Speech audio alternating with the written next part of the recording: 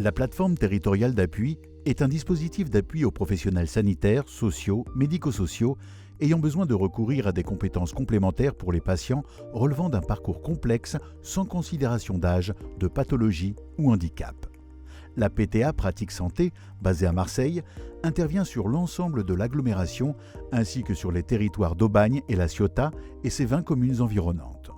L'équipe pluriprofessionnelle, composée entre autres de médecins, infirmières coordinatrices, coordinatrices sociales, coordinatrices de parcours et coordinatrices partenariat, apporte l'analyse et la réponse la plus globale possible face aux situations signalées grâce aux liens avec les partenaires.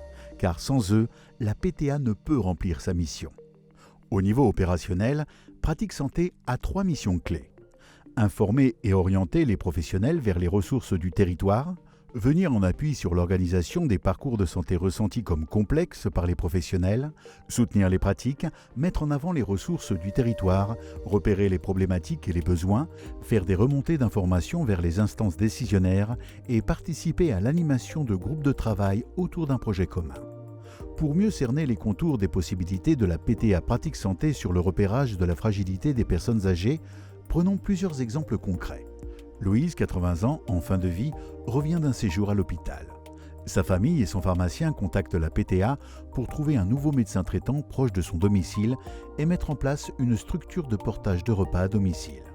L'équipe PTA prend contact avec le pôle info-senior du secteur concerné et recherche des médecins du secteur élargi. L'intervention à domicile d'un médecin généraliste de la commune voisine est mise en place 2 jours plus tard. Le pôle info-senior se rapproche de la famille pour mieux cerner les besoins et trouver la structure adéquate pour les portages de repas.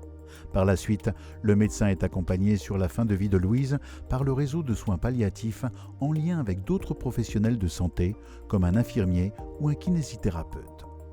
Denise, 78 ans, est en perte d'autonomie et souhaite rester à domicile. Sa fille contacte la PTA pour trouver les ressources du territoire. Avec l'aide du médecin traitant, la PTA prend contact avec l'équipe mobile de gériatrie de ville qui vient à domicile faire une évaluation globale de la situation. À l'issue de cette évaluation, une gestionnaire de cas de la Maya est contactée pour un accompagnement global et pérenne. En étroite coordination avec la PTA, la recherche de professionnels libéraux est lancée via la CPTS du territoire, ainsi que la recherche d'un service d'aide et d'accompagnement à domicile du territoire pour accompagner les actes du quotidien de Denise.